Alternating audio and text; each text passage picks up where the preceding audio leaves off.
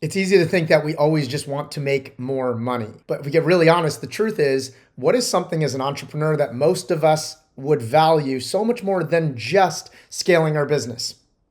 And I think that that answer is more time, more freedom, more ability to keep things simple and to just focus. Now, yes, we want our business to grow. But if you are already an online coach, entrepreneur doing 30K, 50K, 100K a month, but you jump into every fire. You're checking Slack at 11 o'clock at night. You feel like you have to wake up at 4 a.m. and work till 8 p.m. every single day to grow the business. I'd imagine there's a part of you that also wonders or even wishes, could I grow this business working less? Could I have slower mornings, more nights off, more free time, more freedom, or a better lifestyle? If this sounds like you, I'm going to walk you through how I just got off a call with a client, Chrissy. She just had her biggest cash collected month of the year. She also said the following that I thought caught my attention. One, this is her second year in a row now that she's going on a 2-month vacation. Not 2 weeks, 2 months. The second thing she said to me that I thought was really interesting is that any week where I'm working more than 4 hours a day, my business starts to slow down and stall.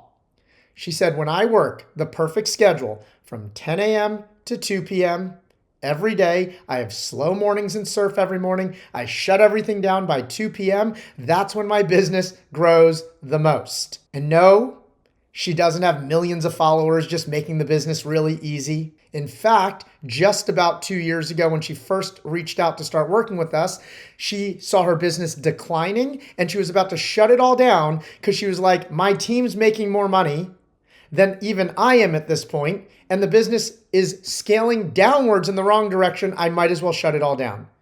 Today, she just had one of her biggest cash collected months ever on the heels of going on a 2-month vacation. She has slow mornings, surfs every morning, and works 2 to 4 hours per day.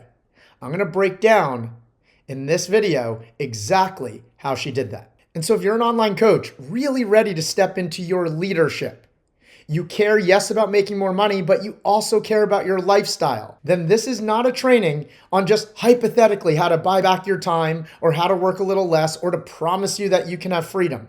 I'm going to walk you through how students in my own community are making multiple 6 figures, 7 figures, or even multiple 7 figures, not working 60 to 80 hours a week, not going out and hiring a dozen new people and killing all your profits, but how you can actually build a business that is scalable, has high impact, still has high profits with a really great lifestyle. We call it the Leveraged Leader Playbook. I'm going to walk you through many of the mistakes or upgrades that you need in your operating system, as well as the exact strategic implementations or models that you need to your time management, your delivery, and your business so that you can take on more clients, not feel like you have to work more, and still see your business grow and scale.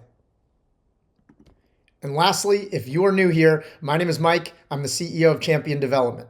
We help online coaches, yes, scale their business and revenue, but do it in a way that's more consistent, more predictable, and more sustainable. Interestingly enough for myself, what grew my business, my own coaching business, to 50K a month was working 7 days a week and doing just about everything or having my hand in everything, which is exactly the opposite of what then grew my business to 250K to 500K a month and made Champ Dev an Inc. 5000 fastest growing company in America. And so I've done it myself. I've helped many of our 7-figure coaches and students do it as well. And I want to show you the exact playbook that we call the Leverage Leader Playbook. And if it helps you believe it's possible for you, because I do believe we can't be what we don't see, here's Chrissy just at the end of the month sharing that she did 63K in contracted sales. We call that projected. 45K cash collected, 4 new clients, 4 phase 2 retention, 2 phase 3 retention. And she's feeling stoked about her delivery system and her coaching team. In other words, it's not all actually dependent on her. As you see here, I then share with her how excited I was for her. She should be really proud of herself, the way she's been leading, and the fact that the team is all set for her to go on a 1 to 2 month vacation. And then the month actually closed out. She didn't finish at 45K cash collected. She actually finished at 53K cash collected.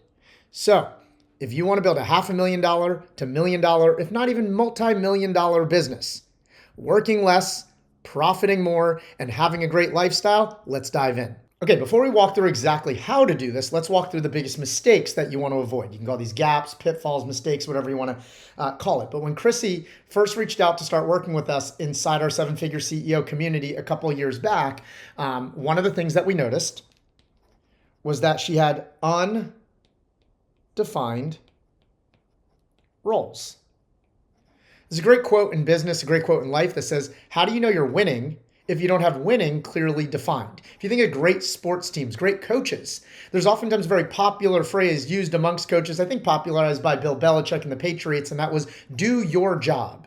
But it's hard to have simplicity and clarity to go do your job when it feels like that is undefined. So what ends up happening when the roles are undefined? Everybody's wearing 10 different hats.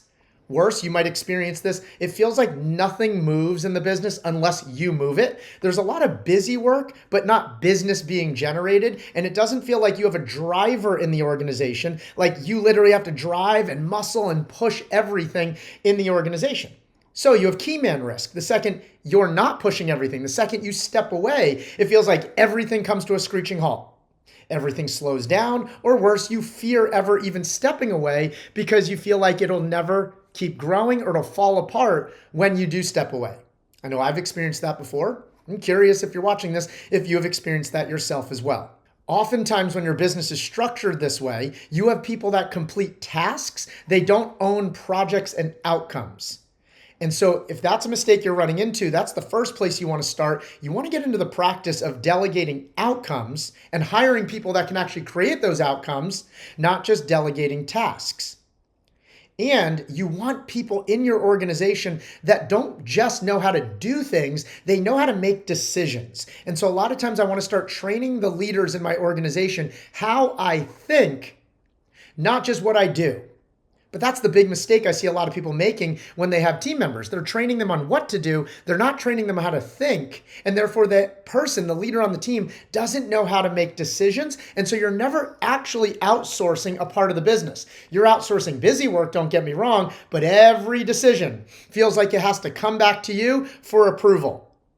Every client situation, every internal team situation always comes back to, let me check with Chrissy. Let me check with the CEO. And if that's the case for you, as the business scales, you're just going to have more complexity, more decisions, and more weight that falls on your shoulder. And the business feels like it starts to slow down, even though the business is bigger than when you first started.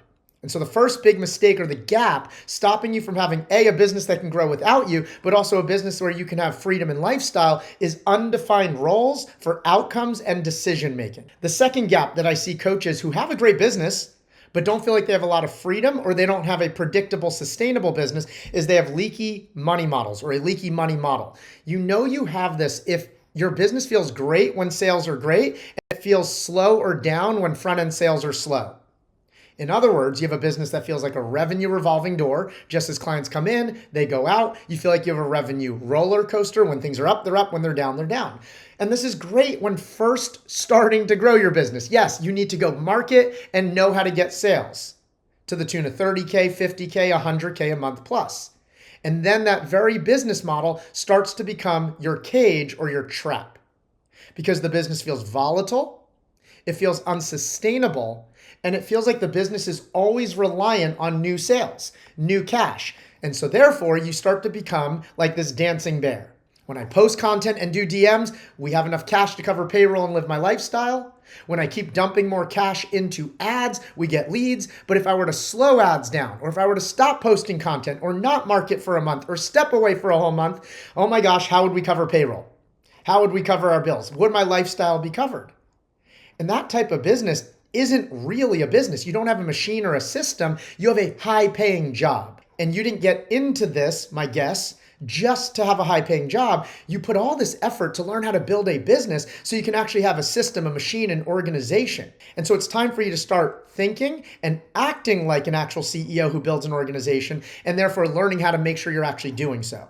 And one of the ways to avoid that is to make sure you don't have a leaky money model, a business model that is dependent on just one revenue source. It lacks consistent monthly recurring revenue. If you were to not sell a single new client for a month, would there be cash and an excess of cash to cover all your payroll, your lifestyle, and still have a profit? And if the answer is no to that, then you have some version of a volatile or leaky money model. And that's the second pitfall or gap that I see people have that stops them from having or building a business that they could actually step away from, like Chrissy, or have a lifestyle where you're not working 60, 80 hours a week. And the third gap that you might relate to or you might be aware of is what I call an emotional. Leading the organization feels more almost like it drains or takes your energy than it gives or fuels your energy. And if this is the case, then chances are you are the worst kind of CEO that we can be at. Or let me take the word worse out. You are at the lowest level of CEO that you ever want to play. And that is what I call CEO. Which CEO am I referring to? Chief Everything Officer. And I believe there are 4 phases of CEO as a small business owner. And we all glamorize the CEO, Chief Executive Officer, like Tim Cook of big businesses. But if you're building a small, high 6, 7, multiple 7-figure, or even 8-figure business, there are 4 phases of CEO that you're going to go through. But if you're still stuck at Chief Everything Officer, then you haven't stepped into Chief Employee Officer, how to effectively lead your team members.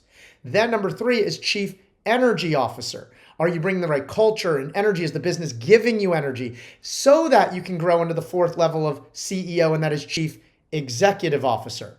But many of us love throwing the title CEO, or our industry loves, I'm not calling you out, our industry loves calling ourselves CEO on our Instagram bios, when we really are, or that person really is, a Chief Everything Officer. They wear all the hats. They play therapist, manager, trainer, visionary, talent, content creator, salesperson, Slack firefighter, and all the things. They don't have a business that if they were to not check Slack for days, the business keeps moving forward. If they were to step away for a week, the organization still generates sales. And to do that, you have to go from Chief Everything Officer and shift your OS, your operating system, to be more the Chief Employee Officer and the Chief Energy Officer. So yes, that you can get to Chief Executive Officer. If you're not here yet, you're not, I hate to break it to you, you're not scaling a company. You're performing really with a lot of hours and effort inside of one. Hence why I say it's become your cage. But you're not scaling a company that has true enterprise value or is an actual business system machine that can generate you profits regardless if you're working or not. And I want to help you do that. And so the first thing I want to help you identify is where are you falling into or experiencing or running your business with these 3 traps, gaps, pitfalls, whatever you want to call them so far. Do you have a lot of unclear, undefined roles? And so there is all the decision making that falls back on you. You have people that do tasks but don't drive outcomes. Number 2, does your business model feel really volatile?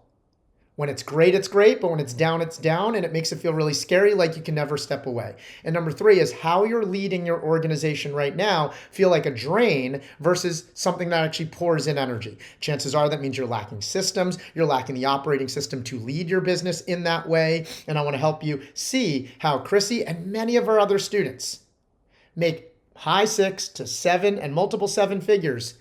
And as they're scaling, they oftentimes start working less, profiting more, and build not just the business they want, but the lifestyle they desire as well. One with an empty schedule or slow mornings out of the ability to step away. Okay, so now that we've identified a lot of the problems or the gaps that keep us stuck from growing to the next level with more freedom, let's walk through exactly how I have coaches just like you doing $50K to $250K a month. As I've mentioned many times throughout this video, not burning themselves out, not scaling 7 days a week, but instead building on systems. 3 things that they start to shift or improve in how they're growing their business. The first one is they make sure their business is built with leveraged money making. What does that mean? One where you have students, and I want you to imagine this for a second. One where you have students consistently paying you, not just low ticket, but high ticket rates for 12 to 24 months at a time that leads to your business having 30K to 100K a month in what we call high ticket MRR. High ticket monthly recurring revenue before you do any additional marketing, before you sell a single client or talk to a single new lead. And while that might sound, however that might sound to you, I want you to imagine if you started the first of every month knowing already that if you were out in a different country, if you didn't have access to your social media, in my case, my dad died suddenly 3 years ago, and I completely stopped working the business for 60 days. And I knew that each of those months, we had 6 figures a month in cash coming through to pay all payroll, bills, lifestyle, regardless if the business brought in any new sales or not. Now, the second cool thing is I also knew that I had the right leaders and systems in place, so the business kept making sales. The business kept growing even while I stepped away during a family tragedy, during a time where my family really needed me, and I wanted to be there as well. So, do you have a business that is built on leveraged money making? And one where, right, simple shifts make you more money, not just because of heavy lifting. What are some examples that you can apply right away that I would call leveraged money making? One, do you believe you have proper pricing for optimized average order?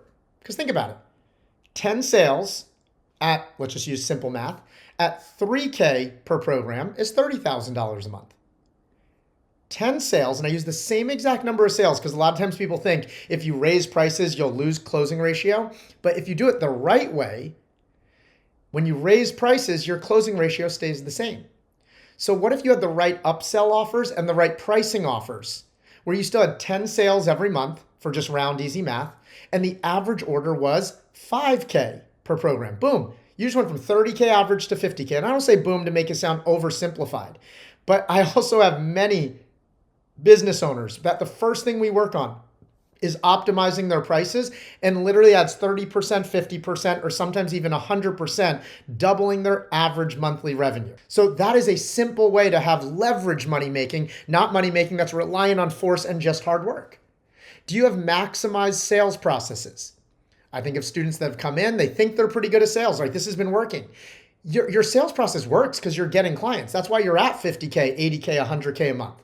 That doesn't mean there's not areas for efficiency and optimization, whether that's increasing your show percentage by 10% and boom, out of, and I continue to use the word boom, but I don't make it sound oversimplified, right? It does require work. It does require change in thinking, but that one simple shift, and that's why I say boom, because it doesn't have to be 90 things. It can actually be really simple. That one change leads to 30% increase in revenue. Or maybe it's closing ratio, or maybe it's conversion from call 1 to call 2 if you're doing a 2-call close. Many times we don't need more effort, we need more leveraged processes. Do you have multifaceted lead gen with leverage? Let me give you some examples. What I mean by that is all of your lead gen super reliant on one main source. They self-book calls from your stories.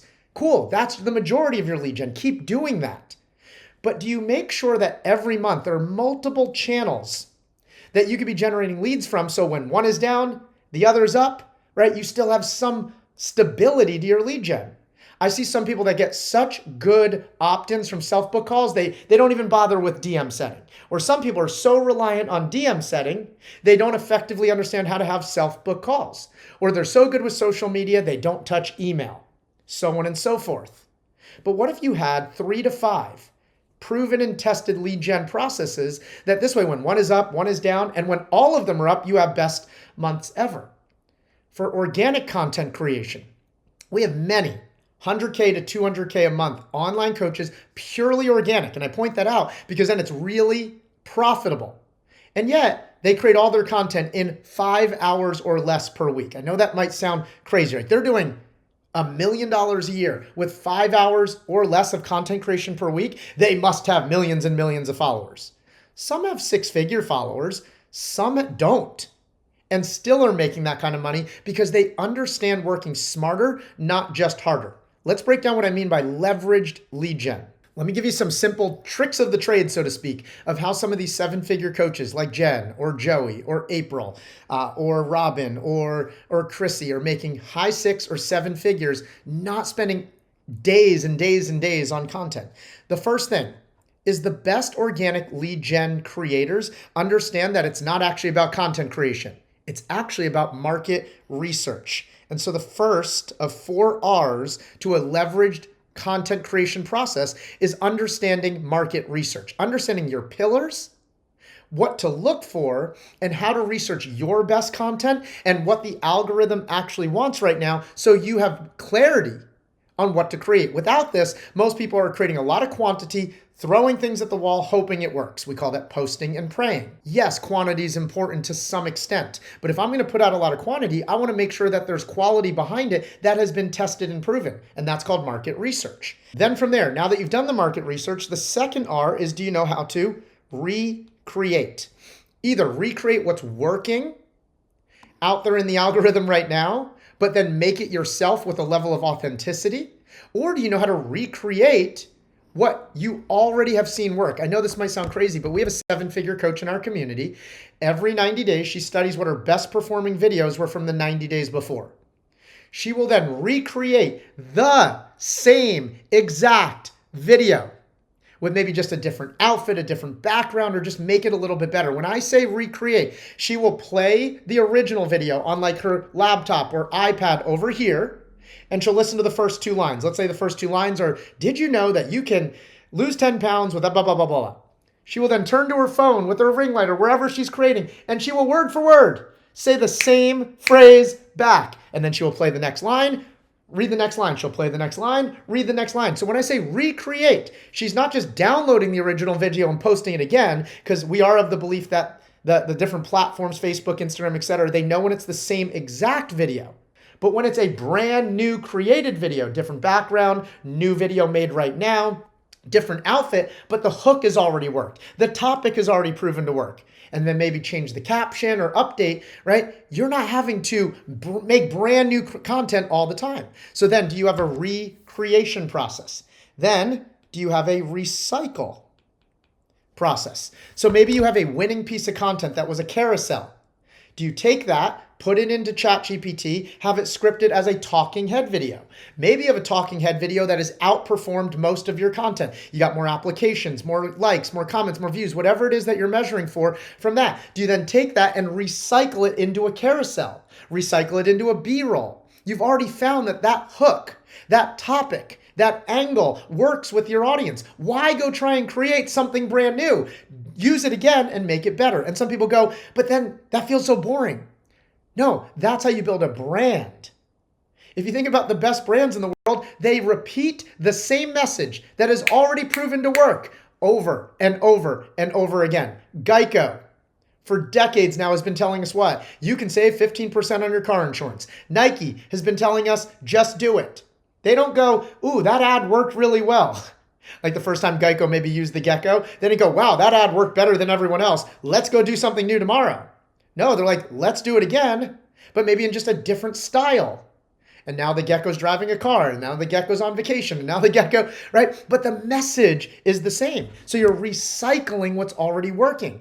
And then lastly, you are reusing. And reusing might sometimes be using the same exact carousel, the same exact caption, maybe a different picture. And so do you have leverage content creation that allows you to utilize the 4 R's? Then from there, when you know you have winning content already, we have students in our community that do just entire content creation days for the whole month, and the whole month's taken care of. We have students that do content creation weeks, and it takes care of an entire month or entire quarter. And they're not every day spending hours trying to create content. We also have students in our community that have content creation editors. They might record the TikTok and then hand it to the editor, and the person edits it on their phone or edits the video. So they're still involved with the creation, but the heavy lifting is taken care of. We have, as simple and as crazy as this sounds, people make recipe videos with voiceovers, and it's not even their hands in the video making the actual recipes. So my point in sharing all of this is not to cause you to go, wow, that's crazy. It's to cause you to go, okay, how do I think differently about the lead generation of my business in a way that's not so time dependent, where I'm working smarter, not just harder, and that's why we call it leveraged money making. Okay, so the first thing, when Chrissy reached out to us 2 years ago and her business felt like it was on the decline, her profits were down, and she was ready to burn it down because she was burnt out, and she was going, my team's making more money than even I'm making at this point, and it feels volatile. The first thing we did was not necessarily tell her to work harder. We helped her work smarter by optimizing the model of her business, because that is the foundation of the short-term and lasting parts of the organization, and it can make you money faster, not working harder by working smarter. And so the first key to building a business that, yes, is scalable, but also leads to time freedom where you don't burn out, is having leveraged money making. Now that you have a strong foundation for your business, we want to bring either the right people in, or you already have the right people, but they're lacking what I call team development systems. This goes back to some of what we were talking about earlier. You have people that do tasks, they don't own outcomes. You have people that do things, they don't understand how to make decisions. So what are some things that you need to add to your organization right away? The first thing would be clear advancement tracks for people. You know that Bible quote that says, where there is no vision, people will perish? Well, we oftentimes have employees in our organization that are doing work. They don't have a clear vision of what they're working towards or how they're growing or what's possible here in the organization with you. So do you lay out clear advancement tracks? Next one, do you understand how to lead with level 4 leadership? John Maxwell has a great book called The 5 Levels of Leadership. Level 1, level 2, level 3, right? All good, important, which is position leadership, and then permission, that people like you, and then production, people can get results. But the one that really multiplies an organization, in fact, he has a law in one of his books called the law of multiplication instead of the law of addition. And multiplication happens when we stop developing employees and we start developing leaders. And that's what happens at level 4 leadership. And so the next thing you want to put into place is, yes, advancement tracks, but then actual development processes that says, here's where you are, and here's where we want to get you to. And when we define where we want to get them to, we want them to understand what results they can create. We want them to understand who to be. Because someone can get results, but they're still not the type of leader that inspires other people or other people want to follow. So we also have to teach people how to behave, how to be, how to act so they can step into that leadership role. How to think, right? Do they know how to think and make decisions? Because if they can only do the tasks, but they always have to come back to you for approval, you still don't have actual freedom. And then lastly, we want to focus on what skills they need to develop. So can they get the result? Do they know how to act and be? Do they know how to think? And do they have the proper skills to grow into that role? This is a really important step if you want to not just get the results, but get the results with a level of freedom. Then from there, if you want to make sure that you're actually developing the people in your organization for success, do you have clearly documented what we call role clarity? And so a simple way to do that is have a job scorecard. A job scorecard is a great way to document what is the vision for the person in this role. How do we define together if you're being an A player in this role? A lot of entry-level CEOs use business jargon without ever clearly defining it for people. They'll say things like be an A player. They'll say things like step up. They'll say things like be a leader. They'll say things like can't you work harder? But we don't just define for people what that means or what that looks like. And I said it earlier in this video, but how do you know you're winning if you don't have winning clearly defined? And so this is a great way to do that, right? Then from there, the personal success in this role will be blank. If I'm doing this, I will develop into this. And here are my major responsibilities for this month or this quarter. I send out messages. I do that daily. I also clear out old leads. I do that weekly. If you see this here, daily, weekly, monthly, quarterly, yearly, right? And all the major responsibilities. So it's documented. What's expected from that role is on paper and clearly documented so that every week you can take a look at the actual KPIs expected for this role. And so every single week, all right, number of calls booked, show percentage to calls, retention percentage, sales closing percentage, whatever the KPIs are, it's clearly documented. Here's the minimum KPI, the goal we should hit, and the stretch. And then every single week, do you see this here? You meet with that person or you're on a team meeting. The person reports their KPI in that area for the week. You put some notes and you move on. Next week, same thing. What was the KPI for that week? Any notes? And move on. And this is how you actually manage success and develop leaders in a way that they can create outcomes, not just do a bunch of busy tasks. So the second thing, if you want to build a business for scale with freedom, is you must have effective team development systems. And oftentimes that requires a level of role clarity. Lastly, the third and final thing we installed into Chrissy's business that you can install in yours as well is a company pulse, or rhythm, some people like to call it. And the reason why we call it a company pulse is, if you think about it, a company is called an organization, just like an organism. It is a living thing. If it has a healthy pulse, it can live without you. But a lot of companies don't have healthy rhythms or pulses, and therefore they're only reliant when the CEO is there driving and pushing things. The heartbeat pumps, but when they step away, it dies. You want to avoid that. What are some ways to avoid that? Number one, you want to have a really healthy CEO schedule first. One that allows you to, once again, work hard but not smart. Some of the things that I like to make sure I'm doing that I learned from some of my 8- and 9-figure mentors myself is, number one, having something called an end of week or Sunday study. It's an opportunity for about an hour to reflect on the last week and set clear intentions and opportunities for the next week. Some other things I like to make sure I have in my schedule is that it's constantly being optimized for a couple things. One, deep work to focus on the priorities of the business in that very moment, in that season. This is kind of a rare tip, but I also like to make sure in my schedule I have project time, like busy work project time, and I also like to have busy communication catch-up time, tasks, text messages, emails, Slack, etc. I've always found that it's kind of weird. We know we have to do those things on a daily or weekly basis, oftentimes when running an organization, but we don't schedule it. Like I'll always get to Slack. And that's what causes us sometimes to feel like we are a victim to notifications like email and Slack, and the tail is wagging the dog, so to speak, instead of us knowing every day at this time I respond to Slacks, and every time at this time I respond to voice notes. So you're still always on top of it on a daily basis, but in a way that you have control over your schedule. When you don't schedule it, you know you have to get to it. It creates stress, and you end up leaving it to the very end of the day. You end up being like, oh my gosh, and that's what causes you to be up at 11 o'clock at night, middle of the day, at date nights, because you don't have a cadence or a boundary to allow you to make sure you're focusing on the most important things while knowing you're still going to get to the things that you have to get to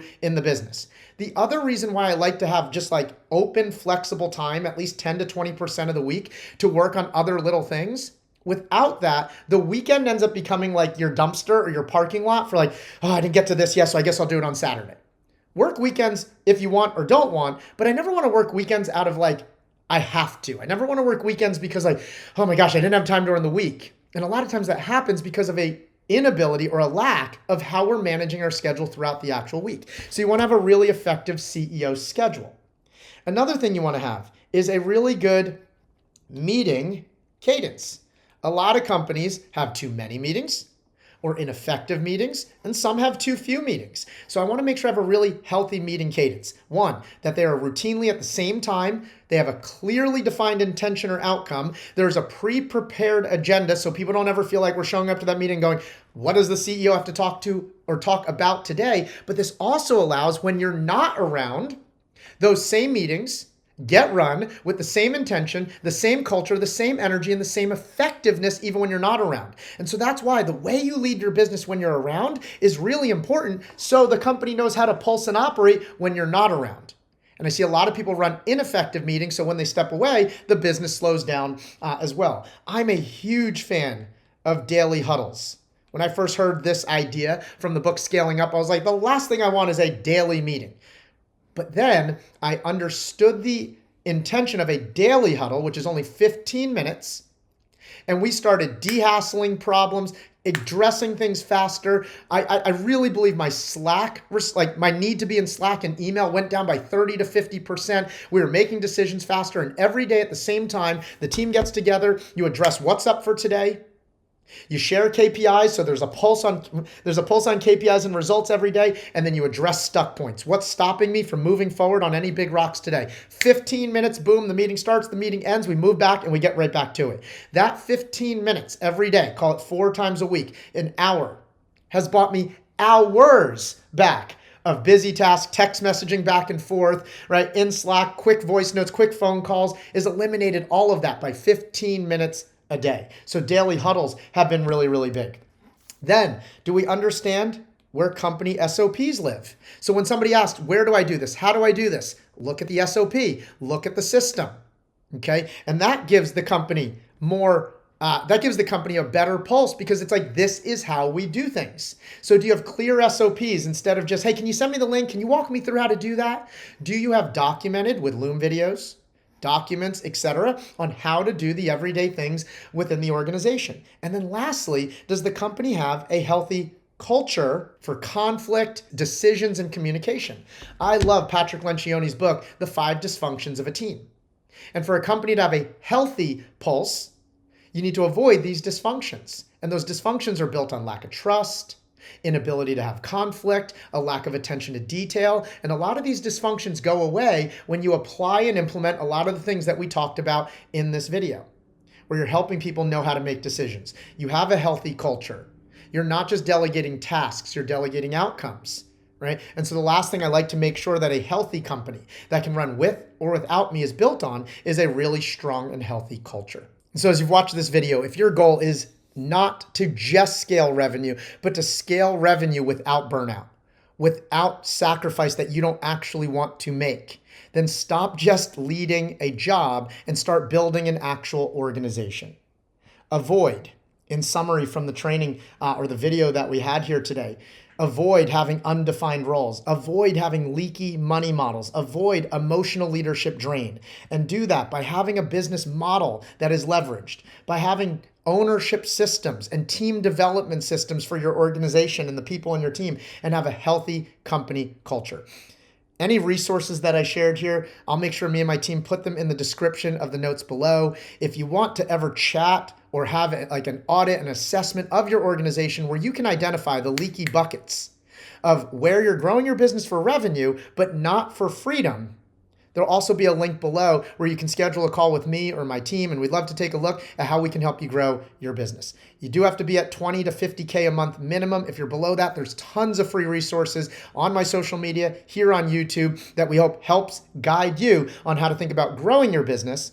If you've already grown a pretty healthy business and you want to scale, you want to add 250K to $1 million a month in business, do it in a way that's predictable, sustainable, scalable, and has freedom, then you can click all the link below, check out how we help people, and we can see where we can go from there. I appreciate you being here. I love you. I hope this was valuable, and we'll see you in any next videos.